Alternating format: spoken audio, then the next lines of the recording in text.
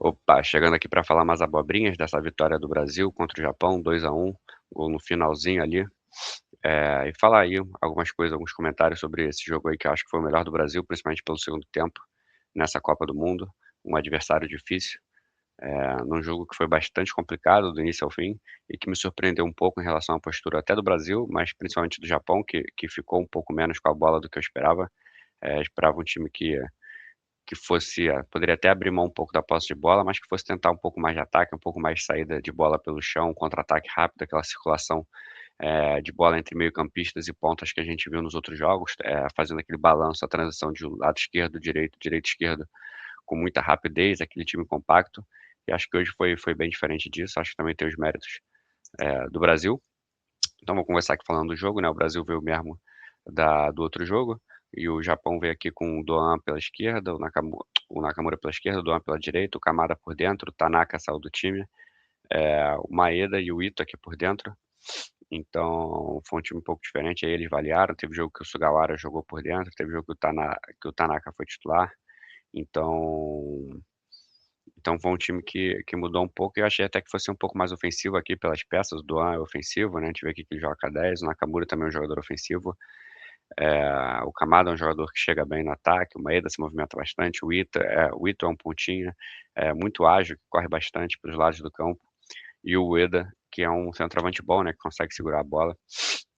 Então a gente vai ver aqui do lado na esquerda o momento que o Brasil praticamente controlou o jogo todo, controlou a bola no campo de ataque, mas no primeiro tempo esse controle aqui não, né, não foi um controle da bola, não foi um controle do jogo. Acho que o Japão se botou ali de uma forma confortável, se defendendo numa linha de 5, algumas vezes uma linha de 6, às vezes era um 6-4-0, às vezes era um 5-4-1, às vezes um 6-3-1. Então, o Japão que se defendeu bastante, mas que para mim, sei lá, me surpreendeu porque eles não conseguiram realmente sair jogando. Acho que teve os méritos do Brasil também de não deixar o Japão sair jogando.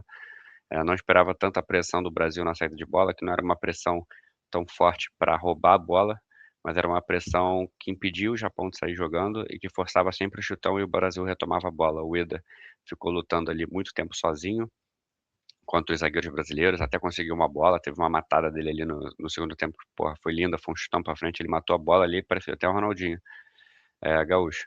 Mas ficou muito isolado, né, acho que ele deu um chute no jogo, deixa eu ver aqui, mal tocou na bola, né, aqui, eh vamos ver aqui, 2 finalizações no jogo, 21 ações com a bola, ou seja, muito pouco, ele jogou quase o jogo todo, lá jogou 90 minutos, né, jogou o jogo todo por acaso.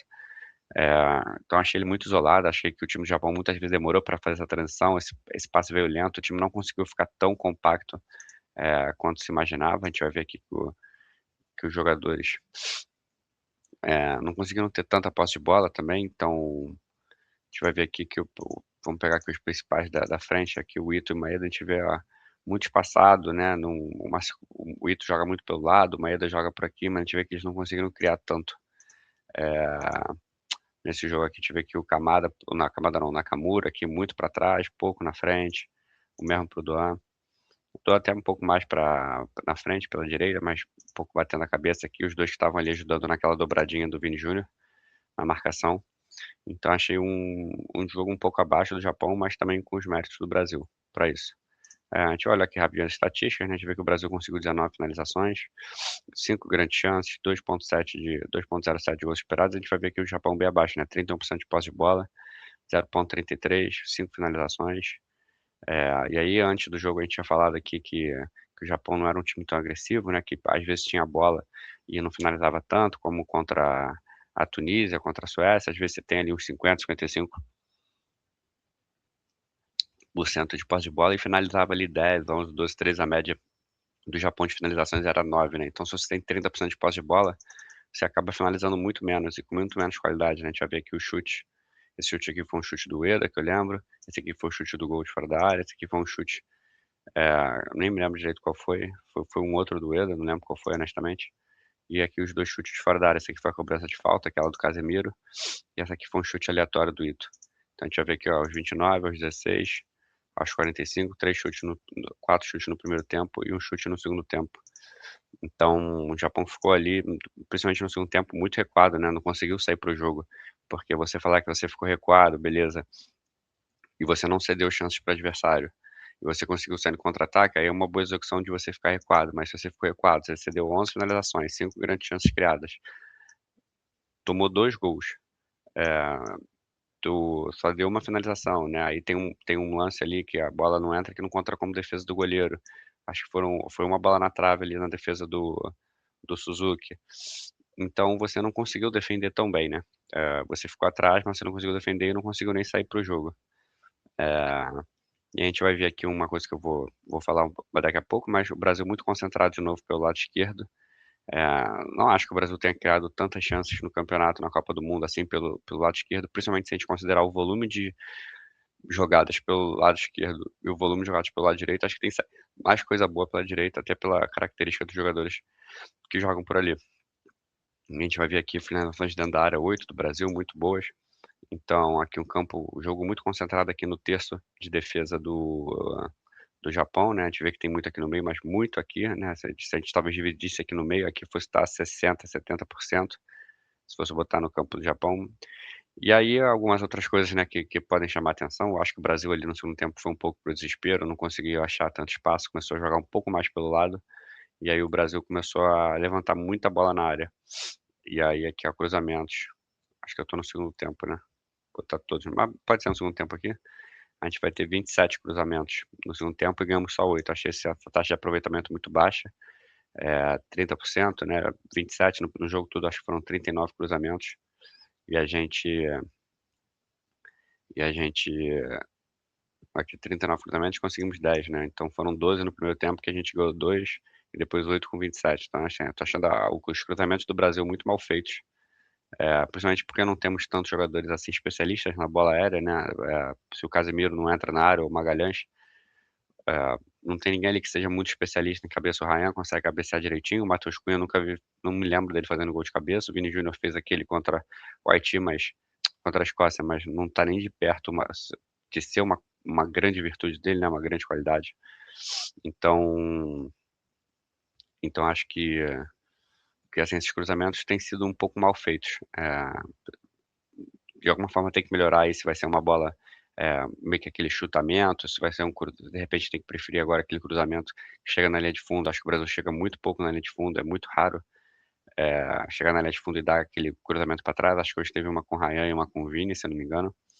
Então acho que isso é uma coisa que tem que melhorar.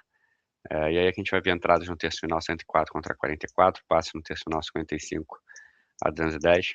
Então, uma superioridade muito grande ofensiva do Brasil em relação aqui, 12 finalizações de dentro da área no jogo todo.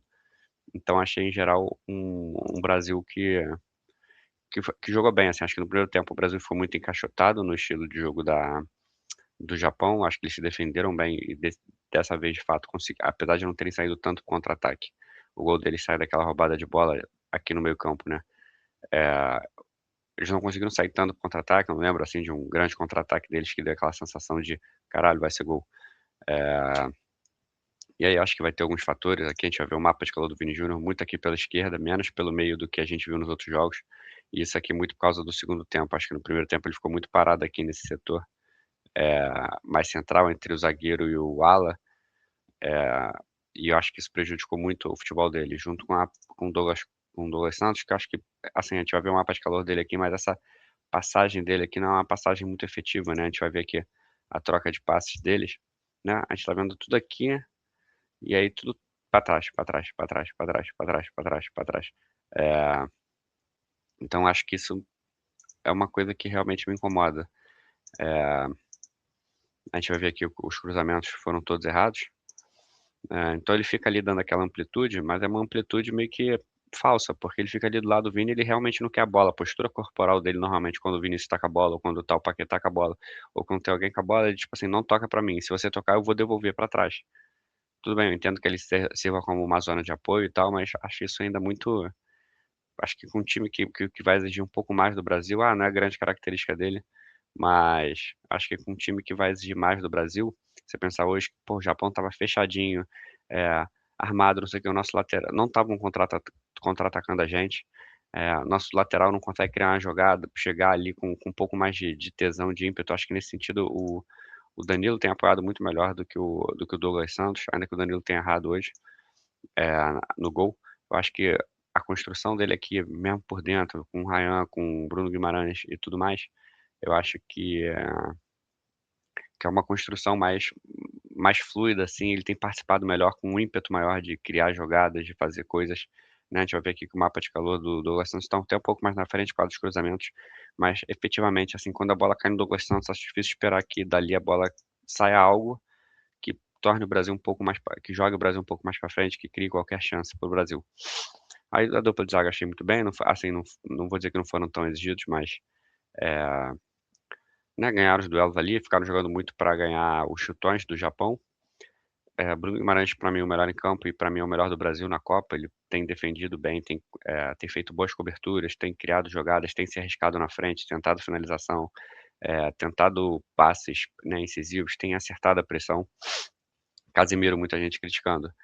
Não acho que fez uma partida tão ruim como estão falando, acho que o gol dele também serve de como um ponto de atenção para o Ancelotti, que eu acho que a bola parada do Brasil, principalmente hoje, foi muito ruim, assim, acho que hoje teve muito escanteio rasteiro, muito escanteio muito baixo, a gente tá falando aqui do Casemiro, que fez 10 gols de cabeça, né, na temporada pelo Manchester United. Mas tem aqui o Magalhães que fez muito gol pelo Arsenal também. A gente não tá sabendo usar isso, né. Hoje o Casemiro fez um gol, teve aquela outra bola que foi salva em cima da linha, que é o Casemiro chegando na área também. Então, acho que o Casemiro, né, acho que ele nunca foi aquele cara do primor técnico do passe, mas ele tem uma ousadia no passe também. Eu vou mostrar ali alguns passes que ele deu pra frente. Ele tem uma bola longa também no espaço que ele dá muito bem. Então acho que assim, existe uma leitura de que o Casemiro tá velho, não sei o quê, obviamente o Casemiro tá um pouco mais velho, tá um pouco mais lento, mas mas ele ele ainda é um cara que contribui muito, ele tem força física, ele tem jogo aéreo, ele tem noção de jogo, então a gente vai ver aqui, pô, interceptações, cortes, chutes defendidos, recuperações de bola, fez uma falta só, né. Então assim, acho que pegam muito no pé do Casemiro, por ver ele muitas vezes trotando e tal. Então, tipo assim, você sabe que você tá jogando com esse jogador. E é engraçado que o Casemiro, é um jogador que tá ali sempre se esforçando, sempre jogando, e parece que as pessoas lidam como se ele tivesse de sacanagem. E acho que justamente a carreira toda do Casemiro mostra que ele dificilmente, né, acho que nunca viu o Casemiro de sacanagem. E aí aqui pra mim é o pior jogador da Copa, do Brasil, Lucas Paquetá. Né, acho que ele foi convocado aí por, né, ninguém sabe muito por que que ele foi convocado. Ninguém sabe muito por que que ele virou titular também, porque o Danilo jogou muito bem aqueles amistosos. E ele tá titular aí, né, foi muito mal contra o Marrocos, oscilou muito contra o Haiti, mas conseguiu encaixar alguns passos naquela linha frágil, alta e desorganizada do Haiti, e de repente trataram como se aquilo fosse uma grande partida, ignorando que no início ele tinha errado muitos passes. Eh, Depois contra a Escócia, mais um jogo ali que ele oscila muito, erra passes fáceis, não sei o quê, e consegue achar um ou outro passezinho ali que é de enfiada de bola, que é normalmente o passe que ele consegue dar, é essa enfiada de bola quando a linha tá mais alta. Então, mais um jogo dele ruim, assim, marca mal, desatento, faz a cobertura meio atrasada, às vezes tenta dar um bote que não deveria dar, como é no lance do cartão do Casemiro, né, todo mundo bota a culpa no Casemiro, mas na minha visão, a culpa ali é muito difícil dele, ele tá correndo, o time tá correndo pra trás, tá tentando se recompor, e justamente o Paquetá dá um bote errado, né, a gente fala assim: "Ah, pô, no segundo gol todo mundo vai falar que o Casemiro não fez a falta porque estava amarelado", e no primeiro lance que o Casemiro é amarelado, se o Paquetá faz a falta, é capaz do Paquetá nem tomar amarelo, mas isso aí depois a gente fala. Matheus Cunha aqui ficou jogando entre linhas, porque o Brasil, enquanto ele esteve em campo, buscou muito jogo pelo meio, e o Brasil não conseguiu jogar pelo meio, acho que porque faltou amplitude, ficou muito congestionado, e a gente caiu num joguinho do Japão, que é um jogo de que se você jogar por dentro, a gente vai te pegar, a gente não vai deixar você jogar pelo meio. Então acho que isso contribuiu muito também com o posicionamento do Vini Júnior e a falta de apoio do Douglas Santos. Então acho que esse primeiro tempo foi engessado, o segundo tempo ele abriu o Vini, abriu o Ryan, botou o Endrick aqui para dar um pouco mais de profundidade, chegou o momento que ele tirou o Matheus Cunha e botou o Martinelli, que é um pouco mais incisivo, um pouco menos articulador. O Endrick entrou no lugar do Paquetá, né, e foi pro 4-2-4. Eu imaginava que o 4-2-4 fosse matar o Brasil, mas acho que o Brasil reagiu bem, também muito por conta do comportamento do Japão, que não ameaçou tanto, não parece que não tentou tanto sair para o jogo, ficaram ali mais na missão de realmente se defender e segurar o resultado. E aí o Martinelli entra aqui, acaba jogando aqui mais pelo meio, né, como se fosse um meia esquerda, que é o que seria a função do Paquetá, né, e ele acaba sendo um pouco mais incisivo nas invasões à área. Então, no geral, achei uma boa partida do Brasil, principalmente no segundo tempo. No primeiro, um pouco mais engessado, mostrou que o Brasil tem essa dificuldade, de criar, quando o time está parado, né. Acho que o primeiro gol sai de uma bola parada, a gente fica levantando, levantando, levantando. E aí tem essa jogada do gol do Casemiro, tem uma outra que o Ryan cabeceia, que é uma jogada muito parecida, que o Ryan cabeceia nas costas do zagueiro. e tem essa do Casemiro, que o cara salva em cima da linha com o rosto, que também é de um cruzamento que vai no segundo pau, escorada para trás. Então, acho que o Brasil dependeu muito de cruzamento e, por exemplo, se a gente pegar a Noruega, acho que esses cruzamentos tendem a funcionar menos. E a gente tende a encontrar um time que também vai jogar muito fechadinho, num 4-1-4-1 e com um time que provavelmente vai ameaçar um pouco mais, principalmente por causa do Haaland, né, que é uma ameaça, acho que muito, muito grande. Então, é isso, vou falar um pouco mais aqui, mostrando alguns lances do jogo. Vou botar aqui para vocês. Então, vou botar aqui logo no início do jogo, a gente vê que o Japão ameaça, finge que vai fazer a pressão alta no Brasil. Opa, deixa eu, ah, né? A gente vai ver aqui um Japão com a linha de 4 aqui, né? Linha de 5, na verdade, com o Nakamura aqui, com o Doan lá. E aí aqui a gente vê um 5-2-3, sendo que o plano do Brasil era justamente, né? A gente vai ver aqui um encaixe individual de 3-3, aqui poderia ter um 2-2, e aqui tá quase no encaixe individual, né? A gente vê mais pra frente uma pressãozinha do Japão, aqui a gente vê mais do que eu esperava do Japão, que é encaixes individuais ali na frente, com uma pressão na saída de bola do Brasil para roubar a bola rápido e conseguir chegar no gol, né? A gente vai ver que tem 1, 2, 3, 4, 5, 6, 7 aqui nesse espacinho. E do Brasil tem 1, 2, 3, 4, 5, 6. Se contar esse aqui atrás, 7. Então tá praticamente 1-1 no mano a mano, acaba numa falta no Paquetá. E aí aqui de novo, né? O Japão se defendendo, a gente vê aqui que a linha está um pouco desorganizada. Esse aparecimento do Ryan aqui acaba puxando o zagueiro, a bola vem aqui por dentro do Casemiro, ele inventa esse passe de letra que a gente vê que é uma péssima ideia. Se a gente vê que quando ele erra esse passe aqui, né, tem tudo para esses caras aqui, ó, essa linha de 4, correr para frente, junto com esse aqui, e armar um contra-ataque para o Japão, né, enquanto esses outros vão ficar para trás. Ele acaba errando o passe, justamente. E aí, só que aí que tá, na hora que o Japão vai sair com a bola, a gente faz a pressão, uma pressão muito parecida com a do que sai o gol no segundo tempo, na roubada de bola do Ryan, né? Ele se enrola ali um pouco na saída de bola, se atrasam, a gente vê que aqui tá encaixado, né? O Bruno Guimarães tá aqui preparado para correr para cá. Aqui eu não consigo identificar quem é. Não, acho que aqui é o Casemiro, aqui é o Bruno Guimarães, aqui é o Ryan. Acho que é isso. E aí a gente vê que tá uma pressãozinha bem forte aqui, né? Esse passe aqui seria arriscado, esses dois caras aqui estão anulados porque esse cara tá de costas. Então ele acaba tentando sair e ele perde a bola. Aí o Ryan pega a bola, a gente vê que o Matheus Cunha tá aqui por dentro, né? Com uma boa opção de passe entre os zagueiros. O Ryan acaba não vendo. Eu não lembro agora se esse chute o Bruno Guimarães roubou a bola do Ryan, né? Quando a bola sobrou. Ou se o Ryan tocou pro Bruno Guimarães, mas a gente vê aqui, né? Que se ele levanta a cabeça, talvez o Matheus Cunha fosse um bom passe para ele. E o Matheus Cunha foi sair na cara do gol. A gente vê aqui mais uma vez o Japão tentando subir as linhas contra o Brasil, mas a gente vê que isso não funcionou na maioria das vezes que o Japão tentou, né? O Brasil não se afobou e, ao contrário do que aconteceu com o Japão, quando o Brasil subiu as linhas, a gente vê aqui, né, que tá 1-1, aqui tá essa marcação aqui próxima, essa linha de passe tá cortada, o Vini Júnior tá lá, ele poderia ter tentado esse passe aqui mais atrás, mas eles tentaram muitas e muitas vezes o chutão, muito mais do que esperar. A gente vê que esse clarão aqui no meio era algo que não vinha acontecendo tanto com o Japão, talvez por ele ter botado jogadores um pouco mais ofensivos, o Ito, o Maeda, jogadores que gostam muito de cair pelo lado, o Nakamura, tenha gerado esse buraco um pouco maior na saída de bola no meio do que veio nos outros jogos, né? Aqui de novo a saída de bola do Brasil, confesso que eu não esperava que o Brasil fizesse isso tantas vezes. A gente vê aqui que o zagueiro tá aqui, esse encaixe tá aqui, esse encaixe tá aqui, esse encaixe tá aqui, o Vini Júnior bem ou mal tá cobrindo essa linha de passe rasteira aqui, e aí ele acaba fazendo esse passe pelo alto e depois o Brasil rouba a bola. E aí o que o Brasil teve mais dificuldade, né? A gente vê aqui que tem os três zagueiros, aqui tá o Nakamura, lá tá o Doan. O Vini Júnior ficou muito parado aqui entre o zagueiro e o ala. Isso aqui não funcionou de forma alguma, acho, no jogo. O Vini Júnior não se movimentou, ele ficou estacionado aqui, acomodado, e não conseguiu fazer essa leitura de como ele podia fazer para se desvincular daqui. O Paquetá, quando recebia aqui, não tinha muita opção de passe, porque o Douglas Santos não passa, então ele meio que. Acho que os jogadores devem ter aquela sensação de não vou tocar pro Douglas Santos porque eu sei que não vai acontecer nada. E o Vini Júnior acabava não sendo uma opção real também pela posição, assim, não é um estilo de jogo que o Vini Júnior gosta tanto, né? É um jogo mais físico aqui, que o cara tá colado nele, ele muitas vezes vai receber de costas, não vai ter tanto espaço para girar, para partir em velocidade. Então, essa era a principal dificuldade do Brasil. A gente vai ver o Casemiro aqui tá o Bruno Guimarães, né? Aqui tá o Paquetá, e muitas vezes o Cunha recuava para fazer aqui esse preenchimento entre linhas. Então, acho que o Brasil soube aproveitar muito pouco esse espaço aqui, que foi justamente o espaço que surgiu para o gol da virada, mas esse aqui durante o primeiro tempo principalmente não funcionou. A gente já vê de novo aqui, ó, o Vini encaixotado aqui no zagueiro, né, sem aproveitar muito os espaços, tu vê que aqui fica muito confortável as sobras, e principalmente com essa falsa amplitude aqui dada pelo Douglas Santos, e a falta de uso do Ryan aqui pela direita, né, acho que não dá para entender muito bem, parece que o campo do Brasil é inclinado, pra esquerda, de forma que a bola sempre cai para lá, sempre cai para lá. É muito mais difícil a bola vir parar do lado direito, né, não sei se é por causa do Magalhães, por causa do Paquetá e tal, mas eh, a gente deveria ter um leque um pouco maior, porque as principais chances do Brasil, na minha visão, têm saído pela direita.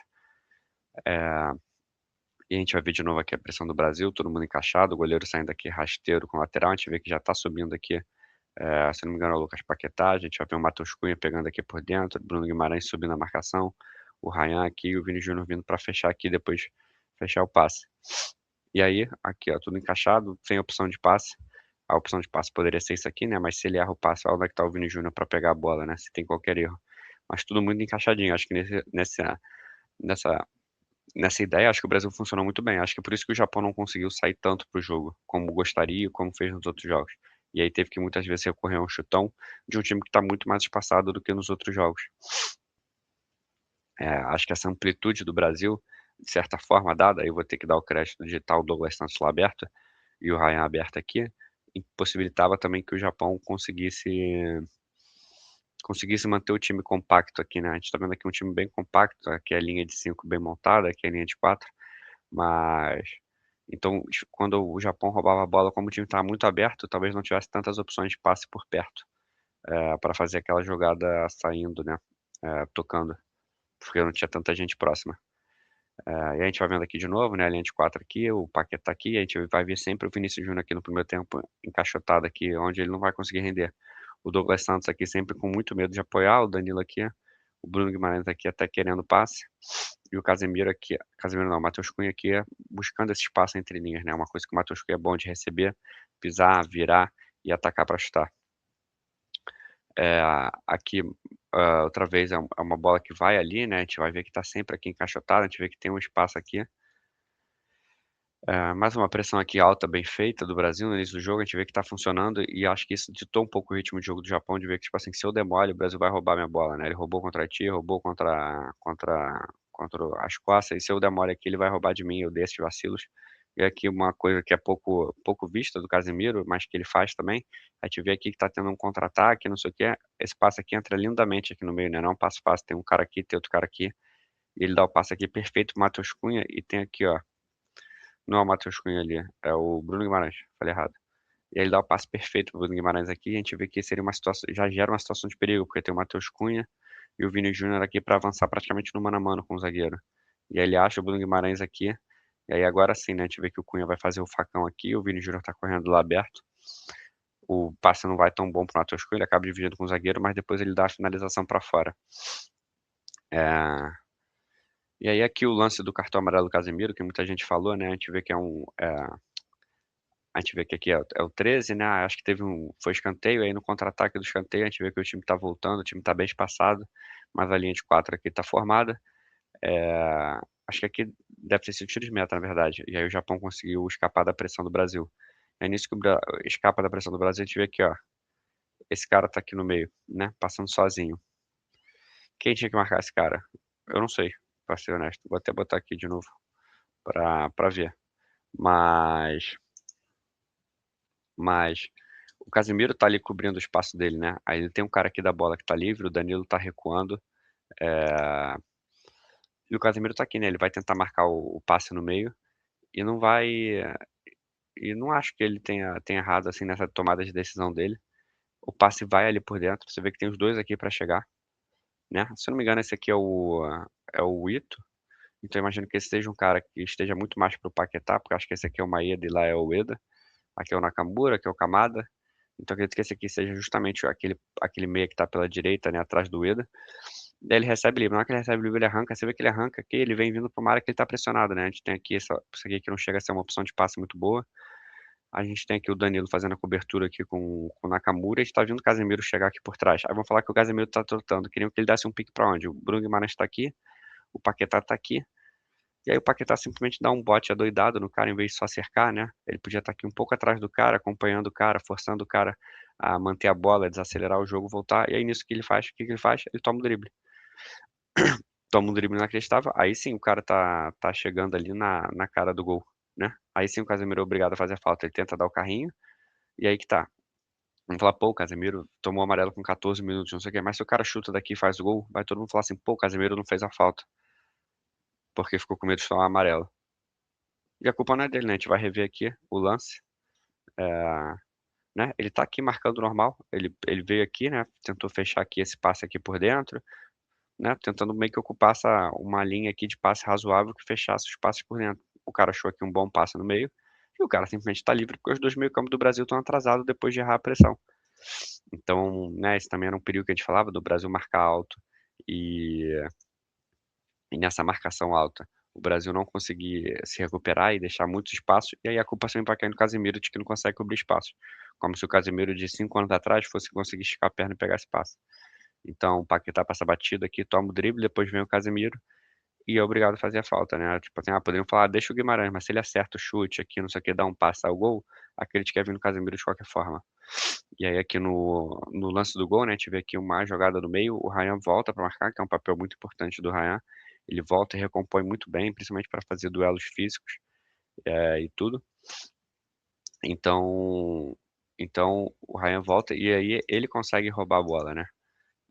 Tu vê que o time do Brasil tá mais ou menos armado ali e e aí ele deixa a bola com o Casemiro. Quando ele deixa a bola com o Casemiro, o time começa a ir. Tu vê que o time tá armado, não sei o quê.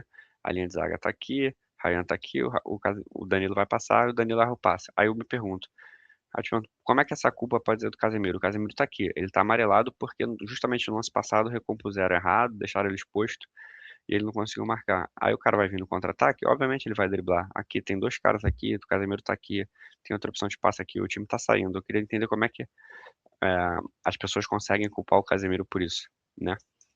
Aqui tá o Paquetá passando pelo meio, se eu não me engano. Aqui é o Matheus Cunha.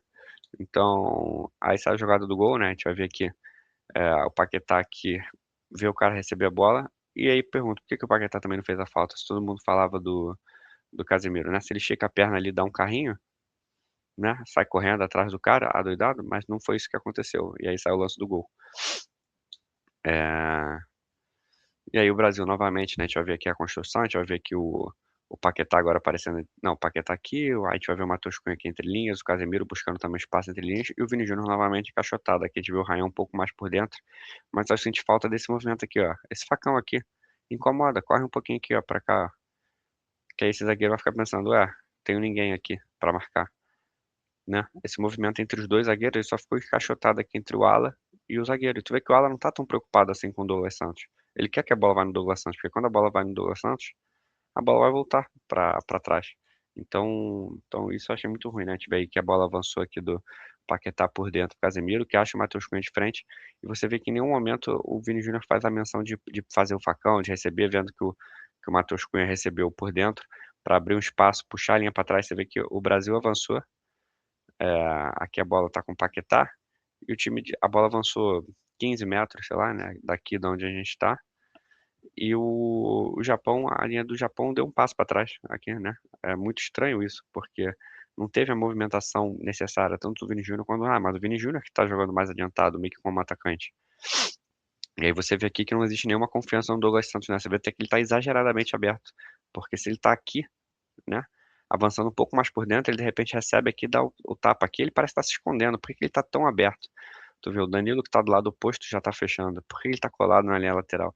Se esse passe aqui, ó, esse cara aqui tá vindo no Vini Júnior, não tem essa leitura, né? Aí as pessoas falam muito que, ele fez uma partida correta, uma partida correta. Eu acho que ele prejudica muito também o rendimento do Vini e do Paquetá, quando ele vira um jogador a menos no ataque, um jogador em quem os jogadores parecem que não confiam e que os adversários também não se preocupam em marcar, porque sabe que dali não vai sair nada.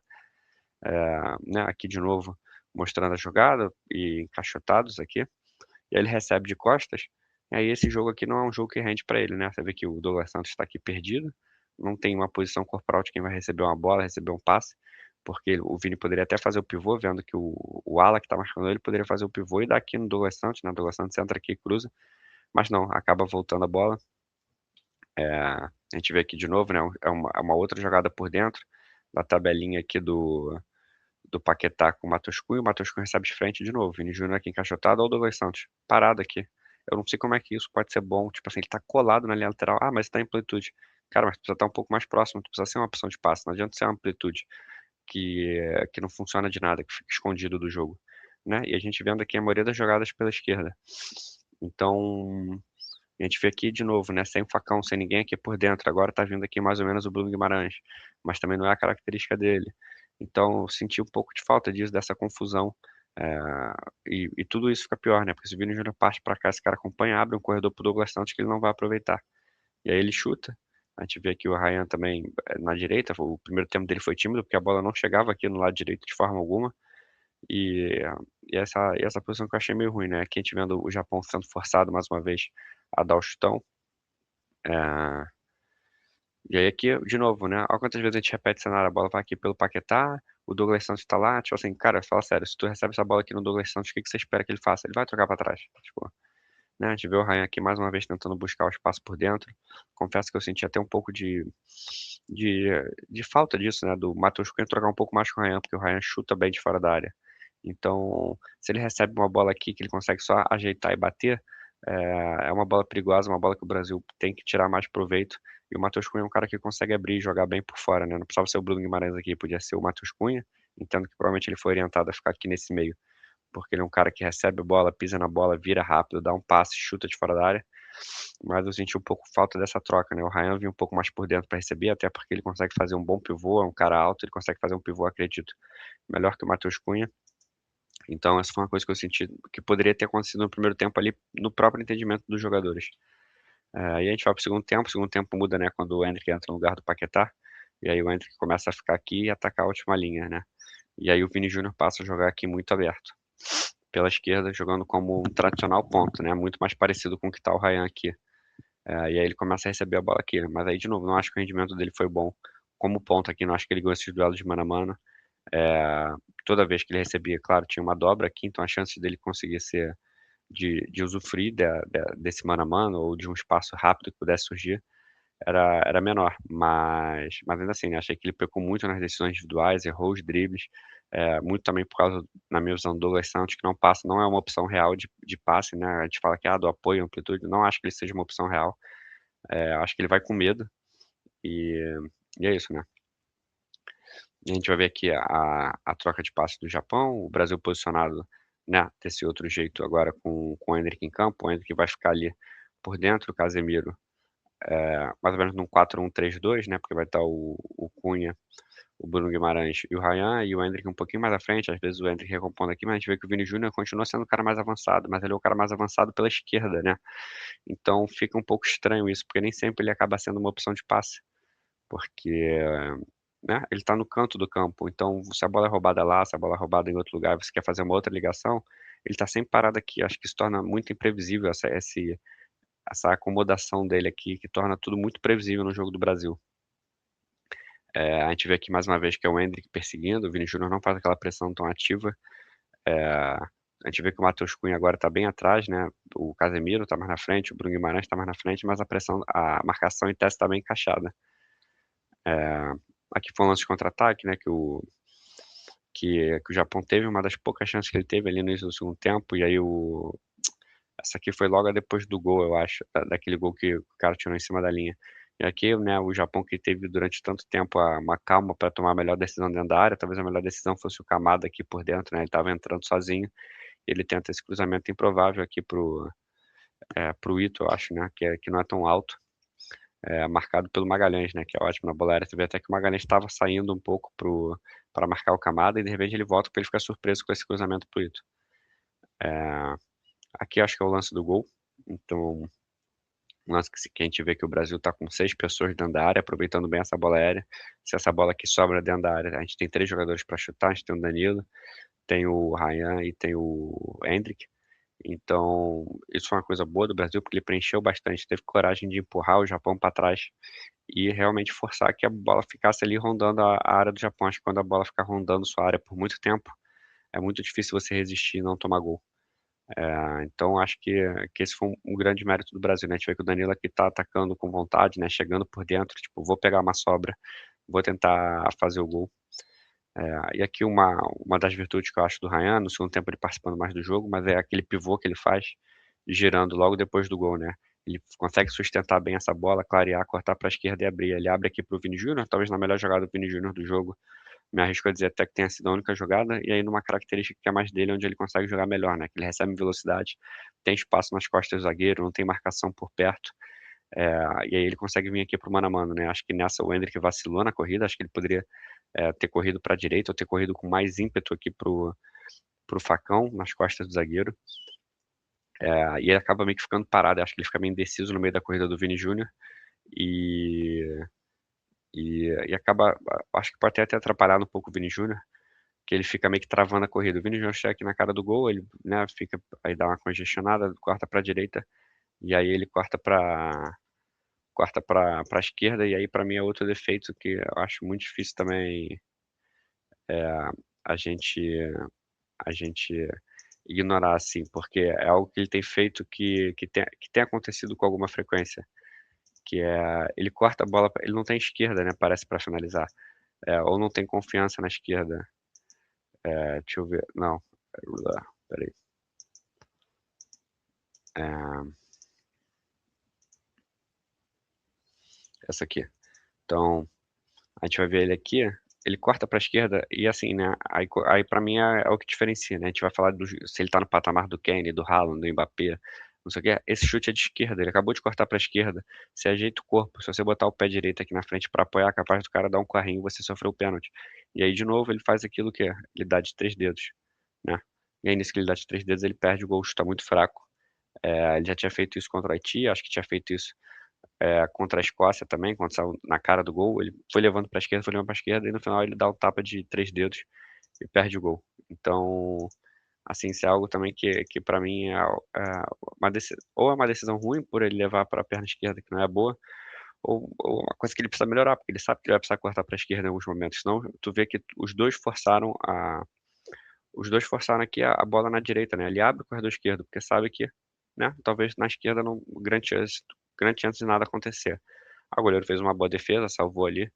A gente vê de novo aqui o Vini Júnior bem aberto, né, o Douglas Santos aqui, acho que o Martinelli já tinha entrado aqui, ou não? Não, acho que o Martinelli entrou depois. O Ryan lá bem aberto, a gente atacando aqui agora com 2 nessa última linha, um pouco menos de gente no meio-campo. Eh, Aqui de novo a marcação do Brasil, um 4-3-3 agora, eh, e a pressão funcionando aqui para impedir o Japão de avançar, né. Acho que nesse caso eles forçaram o chutão aqui, como a gente pode ver, a marcação encaixadinha, um para um, um para um, um para um, aqui um pouco mais distante, na esquerda, e aqui fechando essa linha de passe. Então acho que essa marcação na saída de bola do Brasil, ainda que não tenha sido tão firme, funcionou, assim como funcionou contra a Escócia quando saiu o primeiro gol, naquele gol anulado do Vini Júnior também. Então a gente vai ver aqui de novo, ó, um para um, para um, um para um, para um, para um. Essa marcação individual de perseguição, de encaixes, acho que funcionou muito bem. O Japão teve muita, muita dificuldade de sair disso. Opa, não estava mostrando. Mas aqui, né, só voltando um pouquinho, aqui um para um, essa aqui fechando a linha de passe, esse aqui, né, tá aqui nesse passe, um para um, a gente passa aqui, vai ter de novo um para um, para um, para um, né, marcação bem encaixadinha, um para um, para um, para um, para um, para um. Então todo mundo aqui, acho que isso aí ajudou muito o jogo do Brasil. Aqui um raro chute do Japão no jogo, né, a gente vê aqui que eles estão chegando com muito menos gente do que a gente via nos outros jogos, são 4 aqui chegando, um chegando mais atrás, e o Brasil aqui tá voltando, uma bola até que o Alisson soltou meio estranho. Que aqui uma outra virtude do Endrick também, que acho que não entrou tão bem, acho que talvez tenha entrado um pouco nervoso, mas errou ali alguns lances técnicos, né, mostrei aquela aquela movimentação dele que foi um pouco estranha. Mas aqui fazendo a mesma coisa que o Ryan, né, ele consegue sustentar muito bem do pivô para fazer o giro e abrir a bola aqui no Vini Júnior, no mano a mano, com o zagueiro. E aí aqui mostrando mais uma vez, né, como, cara, se você olhar, assim, bem o jogo, Pra mim esse jogo do Vini Júnior foi igual aos outros que ele fez, né, acho que a única diferença foi que não teve o gol, mas o jogo em si eu acho que foi a mesma coisa. Ele tá aqui completamente desligado, né, tu vê que aqui a zaga tá dando condição, ele tá aqui meio que desligado, tá colando nesse zagueiro, tendo um espaço claro aqui pra receber um passe, o Magalhães quer dar o passe aqui, ele sabe que o Magalhães consegue dar esse passe aqui, ele vai aqui para o mano a mano, um dos poucos mano a manos que ele pode ter pra receber, e ele tá meio que dormindo, andando assim, desligado. Quando ele percebe que ele resolve correr, aí é tarde demais, o Magalhães já virou para o outro lado e a bola vai para o outro lado. Então isso é uma coisa que eu sinto muita falta, de estar um pouco mais ligado, de ter uma movimentação mais ativa, de trabalhar mais com a bola, trabalhar mais o jogo quando você não tá com a bola. Porque, cara, isso me lembra muito o basquete, assim, James Harden e tal, que é um cara que você olha e fala assim: "Cara, beleza, ele faz 30 pontos por jogo", mas sem a bola ele faz o quê? Nada. E aí o James Harden nunca é campeão, né. O futebol não é exatamente igual ao basquete, mas você fica olhando assim para o Vini Júnior sem a bola, na maior parte do jogo ele tá andando, caminhando, eh, até quando o time tá a bola ele parece não tá tão atento, parece não tá ligado, esperto pra receber um passe. Então, cara, isso é uma coisa que eu sinto muita falta, tipo assim, não adianta chegar aqui e falar: "Ah, mas o Mbappé faz a mesma coisa, mas o Messi faz a mesma coisa", tipo assim, não é o Messi, não é o Mbappé, não, o Mbappé corta pra esquerda, ele faz o gol, ele corta pra direita, ele faz o gol. É um cara que finaliza de fora, é um cara que cria espaço, é um cara que faz facão, é um cara que corre até mais. Obviamente ele não marca porra nenhuma. O Messi é um cara que toda vez que a bola cai no pé dele, ele cria chances. O Harry Kane é um cara que participa ativamente do jogo o tempo todo, em todas as fases. O Haaland é um cara que precisa de uma bola pra fazer um gol.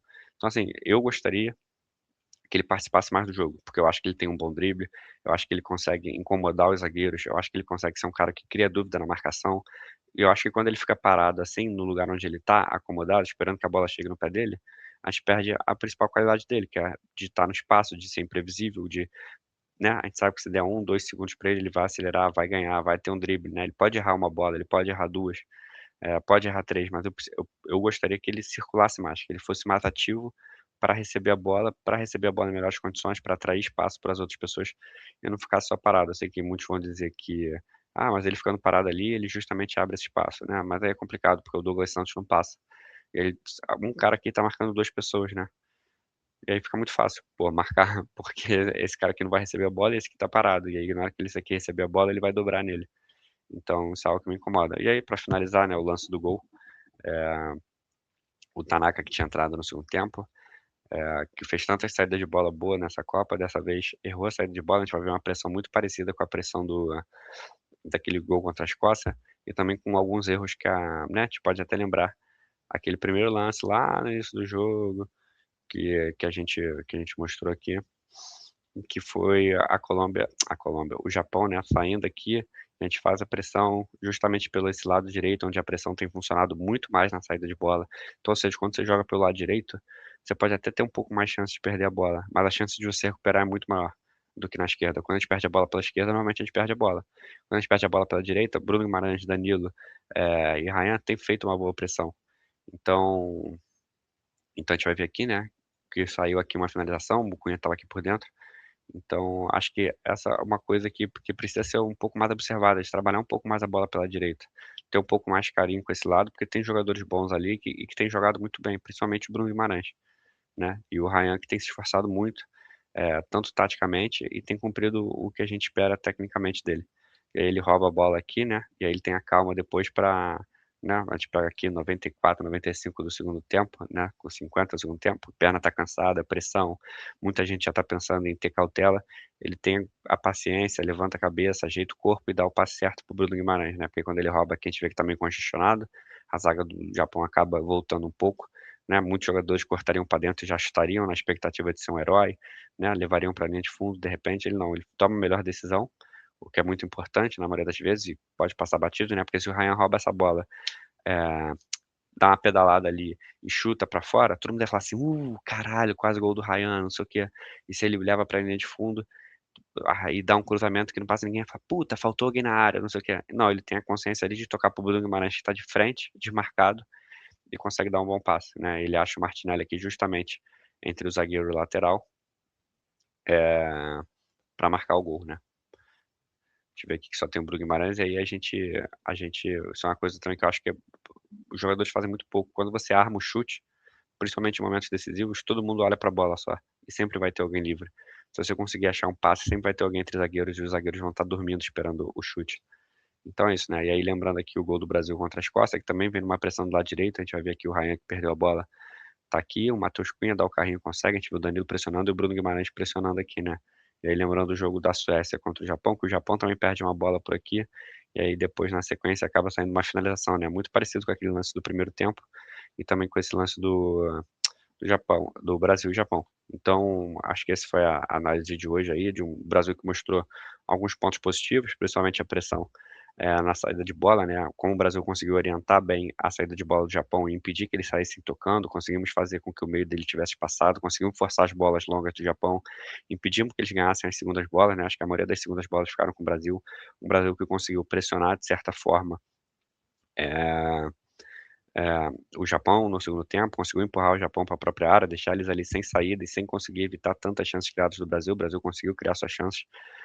Um Brasil que conseguiu ter bons resultados ali na bola aérea em algumas vezes, né, com o Casemiro, mas também que, na minha visão, tem que melhorar a bola parada ofensiva, tem que ter um jeito de aproveitar melhor, a gente tem bons cabeceadores, tem que fazer uma jogada trabalhada, às vezes num jogo truncado como esse, é isso que vai decidir. Hoje o que decidiu foi uma bola aérea levantada.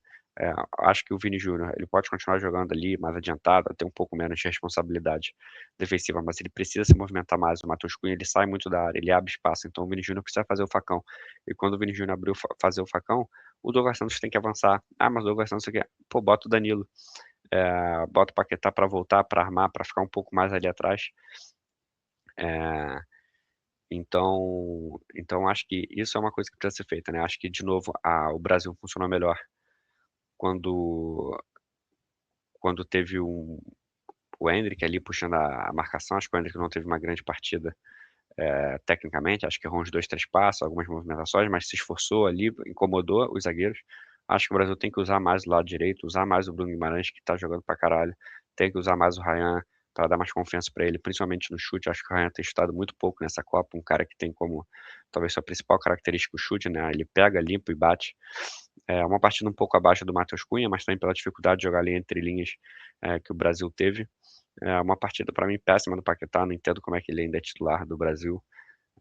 Acho que assim como a lesão do Rafinha veio, né, em bom tom para o Brasil para a entrada do Ryan e algo que equilibrou o time, acho que essa lesão do Paquetá, de repente com a entrada do Danilo, pode ser algo muito bom para o Brasil. O Danilo é um jogador que tem passe, que tem chegada na área, que tem finalização, que tem poder de marcação, que tem força física. Então ele pode equilibrar muito mais, ele pode chegar como elemento surpresa na área, de repente dialogar mais com o Vini Júnior. Então acho que essa lesão do Paquetá pode ter vindo aí de repente, em boa hora. Eh, e ao mesmo tempo um pouco de preocupação ali, né, com a dificuldade do Brasil de criar a partir do zero. Acho que a gente consegue criar muito a partir dessa pressão pós-perda, que funcionou muito bem de novo. Eh, mas que de repente enfrentar um time mais engessado, se a gente pegar a Noruega, que tem jogadores mais altos, né, vai ter mais dificuldade nessa bola aérea, que tem jogadores também de mais qualidade, que joga de forma também muito compacta, muito organizada, e que tem um matador na frente, pode ser complicado. Achei também que o Danilo foi um pouco abaixo nessa partida, talvez uma partida que tenha exigido mais dele, ele só entrou ali contra o Marrocos no segundo tempo, quando o jogo ficou mais morno. Então acho que é que também a gente teve alguns pontos positivos a mais, mas também ficaram alguns alertas, né. Acho que o Danilo até agora na Copa não enfrentou nenhum ponta de verdade, né, tipo um Vini Júnior, um Ryan, que fosse complicar a vida dele, que ele tivesse que pegar um mano a mano, que tivesse que fazer diversas marcações. Quando teve ali contra o Marrocos, o Brahim Dias cai muito mais pelo lado do Douglas Santos, do que pelo lado do Danilo. Então acho que esse teste para valer do Danilo ainda não teve. Acho que hoje ele sofreu um pouco, e teve um pouco também de mérito, porque o Japão não conseguiu atacar tanto, mas ali acho que ele já acho que de repente já acendeu um sinalzinho de alerta pelo menos em relação a isso. Mas é isso, essa foram os espetáculos aí do Brasil, né, o Brasil que finalizou bastante, que jogou bem e que acho que mereceu a classificação. Beleza? Valeu, essa foi a análise aí e até amanhã.